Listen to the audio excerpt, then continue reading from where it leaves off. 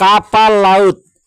Ternyata kapal laut itu adalah transportasi laut yang membawa penumpang mengarungi lautan yang luas hingga sampai ke tujuan. Karena kapal berjalan di atas air, makanya kapal itu tidak membutuhkan ban di bawahnya ya. Kapal itu ada dua, kapal kecil dan kapal yang besar. Kalau kapal kecil itu seperti sampan, perahu ya, itu berjalan di sungai dan juga di danau. Bahkan perahu juga bisa berjalan di atas air laut ya. Tapi pada umumnya kapal yang besar seperti kapal feri semuanya itu adalah transportasi laut. Namanya sudah kapal laut ya, jadi sudah pasti berjalan di laut, bukan berjalan di daratan. Kalau ada kapal laut yang berjalan di jalan raya membawa penumpang yang banyak, berarti itu merupakan suatu keajaiban. Dan siapapun yang melihat pasti kebingungan. Mengapa kok sampai bingung? Ya tentu saja bingung, karena kapal laut itu tidak memiliki ban sebagai rodanya ya. Jadi kapal laut itu berjalan di atas air laut, bukan berjalan di dasar laut. Kalau berjalan di dasar laut, berarti kapal itu sudah tenggelam. Karena kapal beroperasi di air, jadi tidak memerlukan ban, karena tidak terjadi pergesekan pada dataran atau daratan. Yang mengendarai kapal laut itu adalah nahkoda ya, bukan pilot, apalagi supir bajai. Jadi yang mengemudikan kapal laut adalah nahkoda, atau bisa juga disebut dengan kapten kapal. Mengapa kapal laut yang besar itu bisa terapung dan tidak tenggelam? Karena adanya hukum Archimedes ya.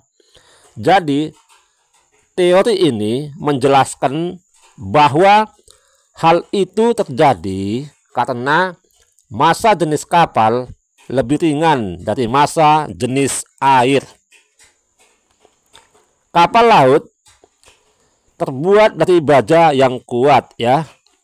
Jadi bukan terbuat dari kayu. Kalau kapal laut terbuat dari kayu, itu namanya bukan kapal laut, tetapi sampan yang beroperasi di sungai dan juga di danau. Kapal laut yang terbuat dari baja tidak tenggelam ya bila berjalan di atas air laut, karena massa jenis baja jauh lebih besar daripada massa air laut. Selain itu, kapal laut juga memiliki beberapa faktor lain yang membantu kapal tetap terapung, yaitu bentuk dan isi kapal. Kapal laut sebagian besar terbuat dari cangkang baja yang dilubangi dan memiliki berbagai komponen ya. Jadi komponen-komponen itu di dalamnya seperti mesin kapal dan bahan bakar. Kemudian beban yang diangkut. Beban yang diangkut oleh kapal harus seimbang ya dengan gaya apung. Jika beban kapal itu terlalu berat, kapal itu kemungkinan bisa tenggelam, guys. Ya. Jadi janganlah terlalu banyak beban ya. Kapal laut bisa bergerak maju di atas air karena baling-baling kapal mendorong aliran air ke belakang. Gaya dorong yang dihasilkan baling-baling akan mendorong kapal akan maju melalui air. Hal ini dikarenakan adanya gaya apung yang mendorong benda ke atas atau berlawanan dengan arah berat benda.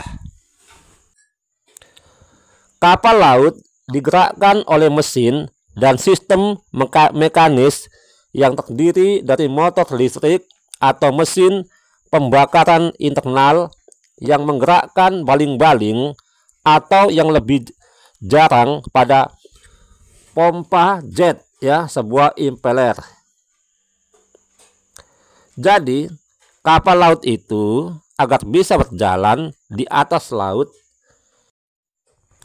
karena adanya mesin yang menggerakkan yang dikemudikan oleh nahkoda ya, atau bisa juga disebut dengan kapten kapal. Jadi kapal laut itu tidak perlu didayung ya. Yang didayung itu adalah sampan, bukan kapal laut. Kalau kita sedang naik di dalam kapal laut ya, seperti kapal feri, itu tidak terasa guys kalau kapal itu berjalan. Sepertinya kapal itu tidak berjalan ya. Kita seperti yang berada di dalam rumah itu guys. Kalau tidak percaya, silahkan sajalah naik kapal feri yang besar. Barulah kalau di luar kapal baru terasa kapal itu berjalan ya, tapi berjalan lambat, tidak kencang seperti MotoGP. Seandainya kapal feri itu berjalan dengan kencang seperti MotoGP, mungkin penumpangnya kepalanya bisa pusing itu guys. Tapi untunglah kapal feri itu tidak kencang ya, jadi tidak memusingkan kepala. Kapal laut bisa berjalan lambat karena beberapa faktor ya, di antaranya fouling, yaitu tumbuhnya organisme laut di bagian lambung kapal seperti lawan dan tanaman yang dapat memperlambat laju kapal. Kemudian arus air laut ya. Arus air laut dapat mempengaruhi kecepatan kapal itu guys. Kemudian gelombang ya.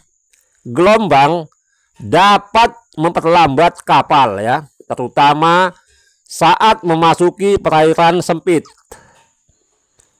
Kemudian cuaca dapat mempengaruhi kecepatan kapal. Kemudian usia kapal yang sudah tua dapat melambat ya, jadi kapal itu bisa lambat itu guys. Kemudian rotasi per menit mesin kapal. Pengurangan rotasi per menit mesin kapal dapat mempengaruhi kecepatan kapal. Ya, jadi kapal laut itu hanya berjalan di atas air laut, bukan di atas pohon, apalagi terbang di udara. Ya, jadi yang menggerakkan adalah mesin yang dikemudikan oleh nahkoda. Kapal laut sebagai transportasi laut ternyata banyak juga ini peminatnya guys. Bahkan banyak juga orang yang pergi ke luar pulau, bahkan ke luar negeri naik kapal laut. Ongkos naik kapal laut dari Pelabuhan Belawan Medan ke pelabuhan Tanjung Priok Jakarta adalah 975.000 ya. Itu yang dewasa. Kalau anak bayi 100.000 guys. Jadi lama perjalanan dari Medan ke Jakarta naik kapal laut diperkirakan sekitar 2 hari 12 jam ya. 2 hari 12 jam. Jadi hampir sama lah lamanya dengan naik mobil. Ya, itulah kapal laut guys.